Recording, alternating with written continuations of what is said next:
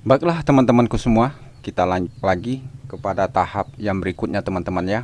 Setelah kita melakukan pengembangan kemarin, kita kembangkan material kita itu. Selanjutnya kita melakukan prosesnya. Ini air daripada material yang telah kita saring. Ini sisanya teman-teman ya. Ini kita setelah kita saring nih.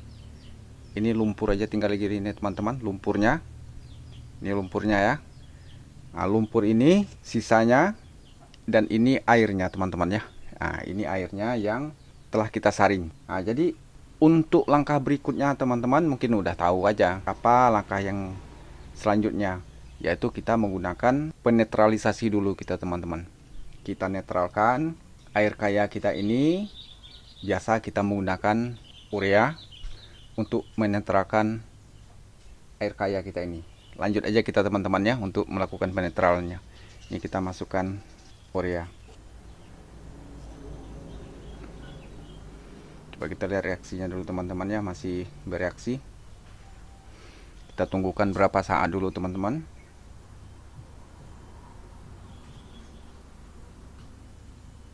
Kita tambah urea lagi teman-teman.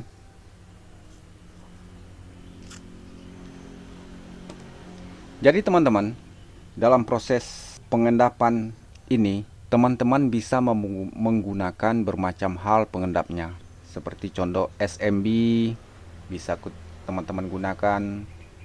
Bora bisa teman-teman gunakan. Teh bisa teman-teman gunakan.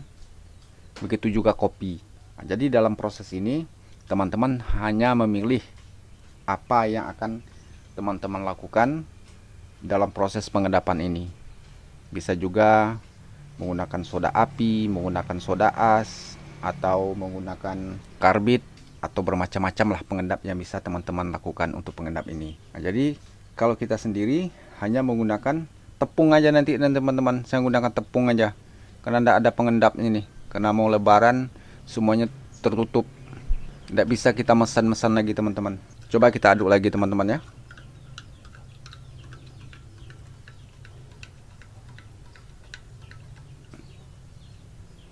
Masih ada sedikit reaksinya, kita coba tambah sedikit lagi urea.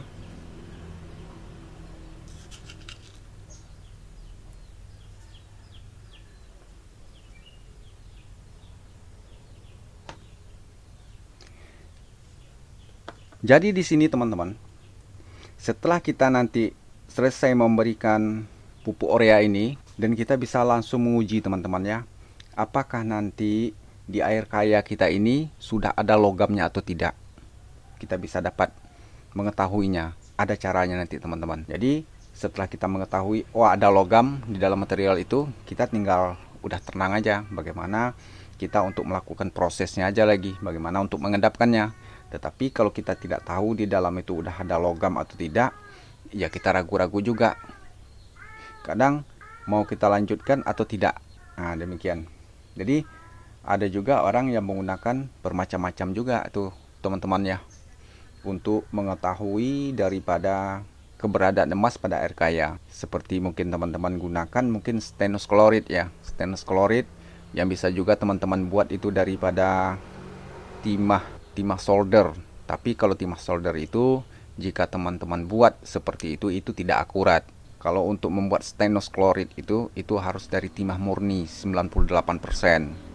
Kalau untuk menggunakan timah-timah ini, timah solder yang digunakan orang itu tidak akurat teman-teman. Nah, tapi ada, kalau teman-teman tidak mempunyai stainless klorid yang asli originalnya, teman-teman bisa nanti menggunakan cara yang simple aja nanti. Nah, kita selesaikan satu persatu dulu teman-teman ya. Nah, setelah seperti ini teman-teman, tinggal teman-teman mau menggunakan apa pengendapnya. Seperti yang saya katakan tadi, dengan teh bisa, dengan kopi bisa, dengan SMB bisa, dengan soda kue bisa, soda as bisa, atau dengan karbit bisa. Tergantung teman-teman mau menggunakan apa. Karena di sini ini teman-teman ya, tidak ada apa-apa lagi ini. Mau tidak beli, orang udah mau lebaran, besok lebaran teman-teman. Jadi tidak tahu mau pakai apa sekarang. Cuman ada di sini hanya ini tepung. Nah, tepung aja lah kita gunakan teman-teman ya untuk melakukan pengendapan ini. Mudah-mudahan bisa ngendap. Nah ini teman-teman, ada tepung sedikit nih teman ya. Ini ada tepung serigu. Nah ini teman-teman ya, kita kasih aja tepung nih.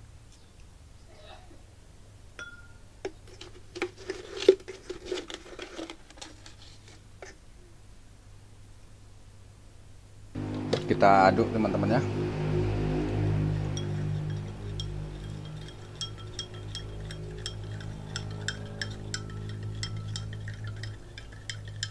Sepertinya ada logamnya teman-teman nih.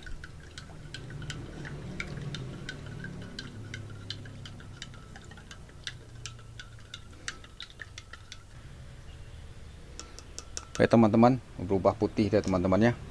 Nah, jadi menurut yang saya katakan tadi, bagaimana kita mengetahui apakah di dalam ini larutan kaya kita ini sudah ada emasnya atau belum, atau sudah ada ndak logamnya atau belum. Nah, baiklah teman-teman, kita coba untuk mengetahui apakah di dalam air kaya kita ini sudah ada logam mulianya atau tidak.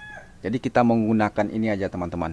Nah ini aja kita gunakan teman-teman ya. Nah jadi dengan menggunakan zinc foil ini kita bisa menentukan apakah di dalam larutan kita ini sudah ada emasnya atau belum, dengan menggunakan zinc foil ini aja.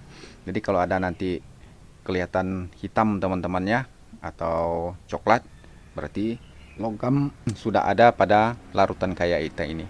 Kita lanjutkan nanti untuk penyaringannya teman-teman ya. Nanti kita saring, kita tunggukan dulu mengendapnya. Tapi jangan lupa teman-teman ya, setelah dimasukkan ini seperti ini, masukkan batangan tembaga atau aluminium.